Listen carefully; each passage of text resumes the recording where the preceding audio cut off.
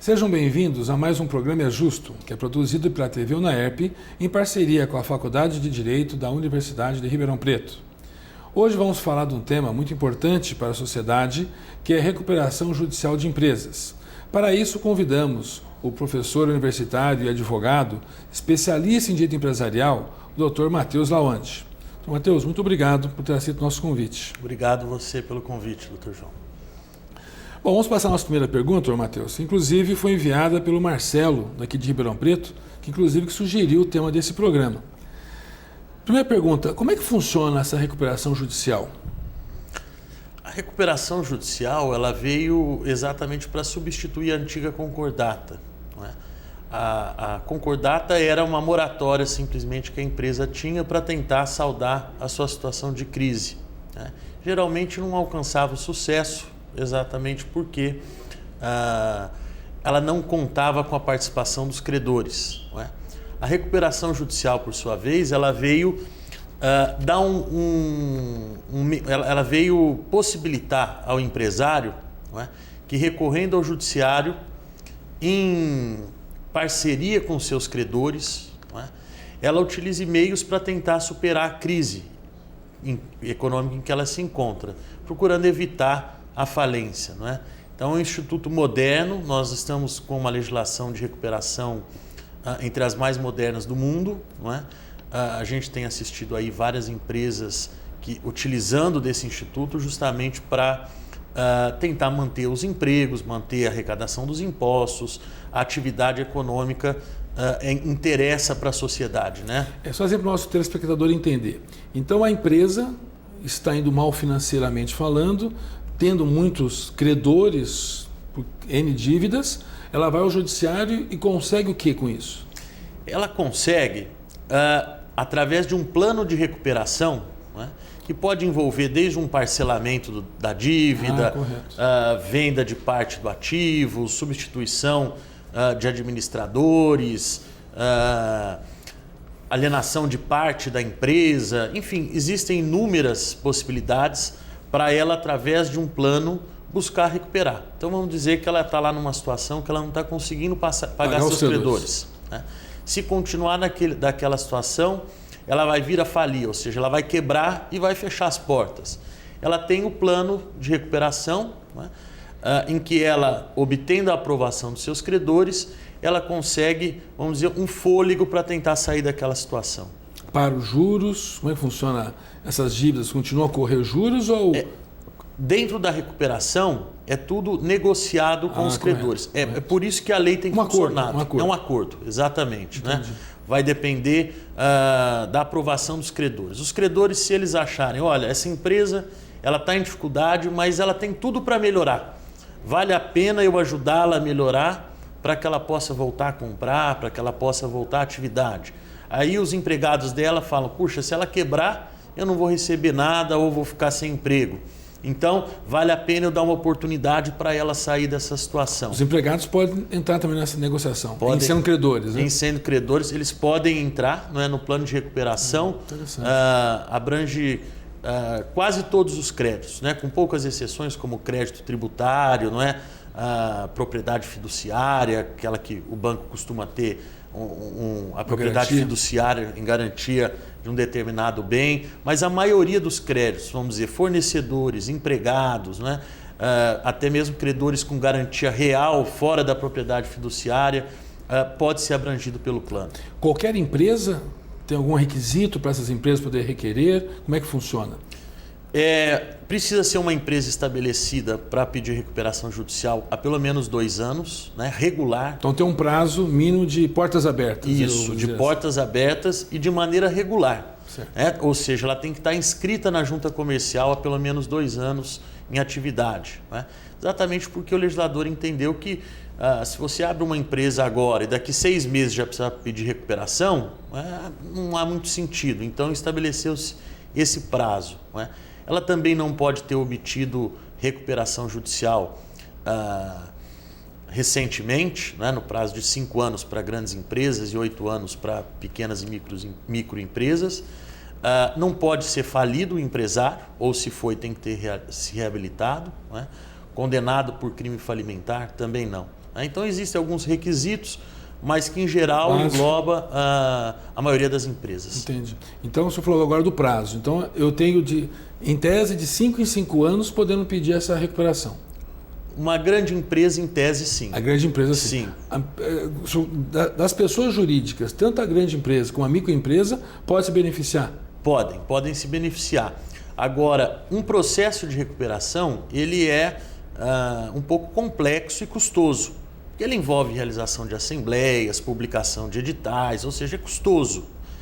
E o legislador, então, previu um plano especial para micro e pequenas empresas. Diferente da grande empresa. Diferente da grande.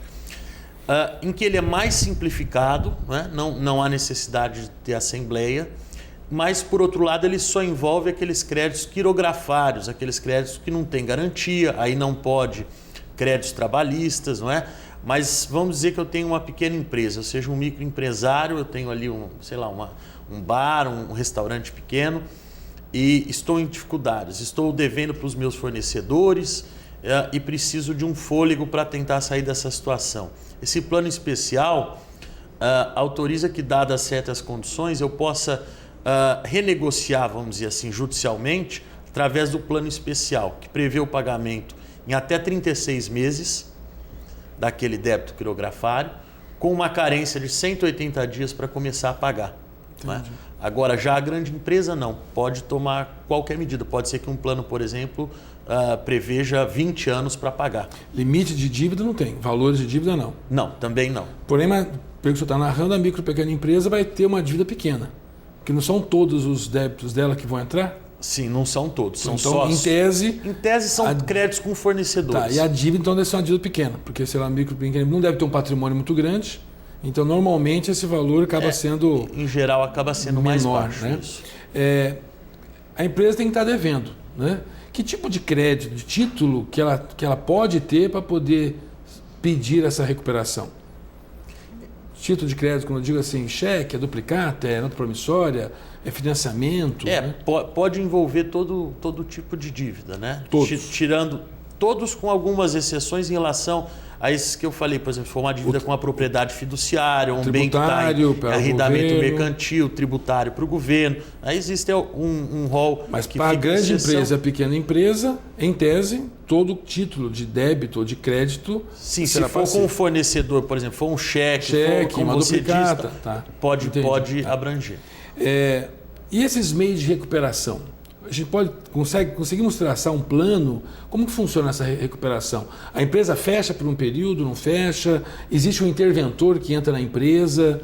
Porque parece que na concordata existia isso na lei anterior, né? Certo. O que ocorre hoje com a recuperação, né, é exatamente, aí falando em regra geral, da recuperação da grande empresa, né? É que ela tem, vamos dizer, todas as possibilidades para tentar sair daquela situação. Né? A lei elenca um rol extenso de possibilidades, mas não é necessário seguir um daqueles. Eu acho que a saída para a minha empresa é tomar tal e tal medida. Né? Se os credores concordarem, vai ser aquele o caminho. Não é necessário fechar a empresa. Aliás, o plano procura evitar exatamente isso, o encerramento da atividade, e sim que possa conseguir superar aquela crise. Então essa nova mudança que teve permite aí um grande aspecto social, né? Sim. Que os funcionários continuam trabalhando, a empresa continua produzindo, talvez de uma forma diferenciada, mas ela não fecha as portas, né? Exatamente. Porque esse é um dos problemas que nós tínhamos na concordata anteriormente, né? Na sua maioria das vezes. A recuperação serve exatamente para isso. Você foi exatamente no ponto correto, né? Para superar a crise econômico-financeira, visando preservar os empregos, o interesse dos credores. Né? A grande jogada dessa lei de recuperação é essa. Os credores são chamados para participar.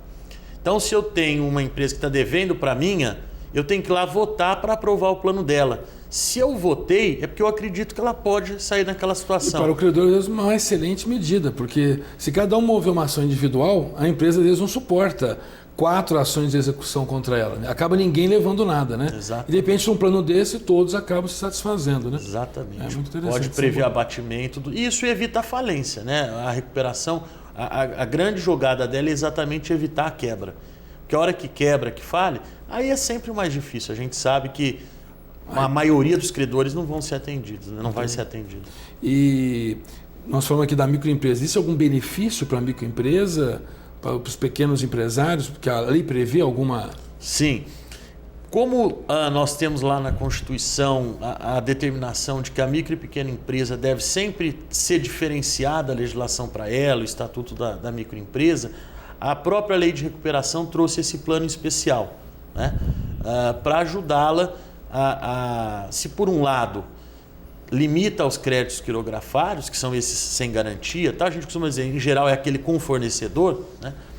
É um crédito pequeno, né? São créditos pequenos. Por outro lado, adotar um plano desse para uma microempresa e ganhar, por exemplo, 3 anos para pagar, né? E esse pode ser uma grande saída, né? E esse plano, ele não precisa de assembleia.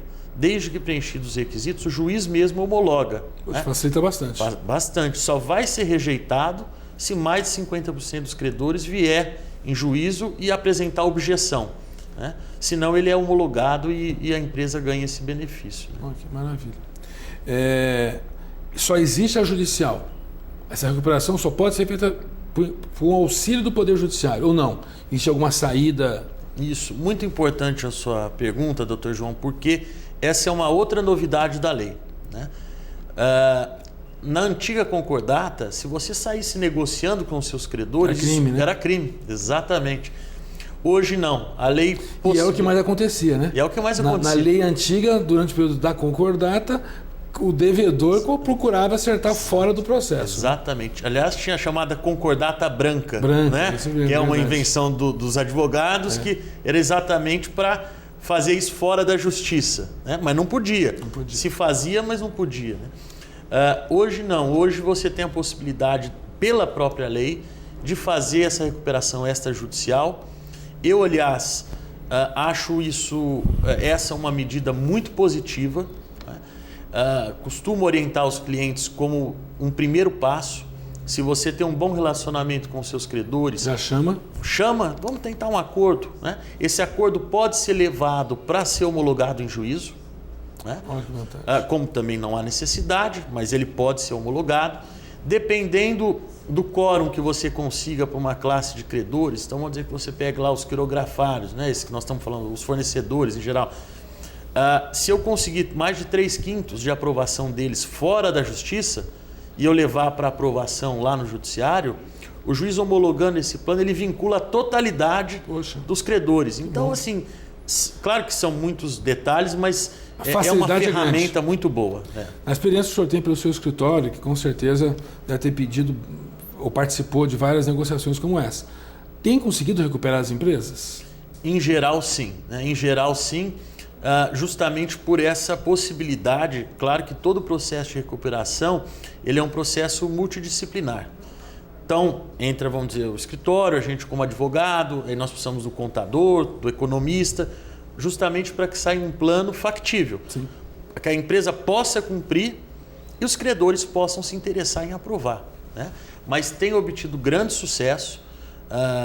Os números, as pesquisas que são feitas pelos órgãos, pelo Serasa, por esse tipo de instituição, mostram que o número de falências, desde que entrou em vigor essa lei, caiu bastante. Olha. E o número de recuperação cresceu bastante. Né? Então, isso mostra que tem funcionado. Em geral, tem funcionado muito bem. Pelo momento econômico que nós vivemos, uma medida dessa é sempre bem-vinda, né? Muito, sempre, com certeza.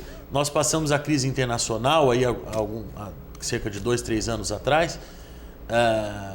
E durante essa crise internacional foi o primeiro grande teste das empresas, né? E usaram muito o Instituto da Recuperação e funcionou. Doutor Matheus, e os credores criam dificuldades ou não?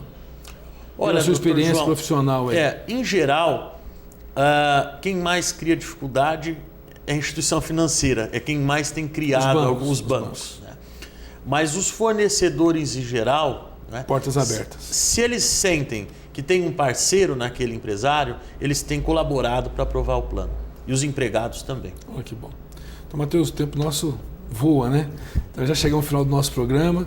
Quero agradecer novamente a sua disposição de estar aqui conosco, no nosso estúdio, querendo poder contar com a sua presença aqui novamente. Muito obrigado, com certeza, com prazer voltarei. E obrigado pelo convite, doutor. Ao nosso telespectador, muito obrigado pela sua audiência e faço com o Marcelo nesse nosso programa. Mande um e-mail para tvunaep@unaep, indicando o tema e até mesmo os próprios entrevistados. Muito obrigado e até a próxima.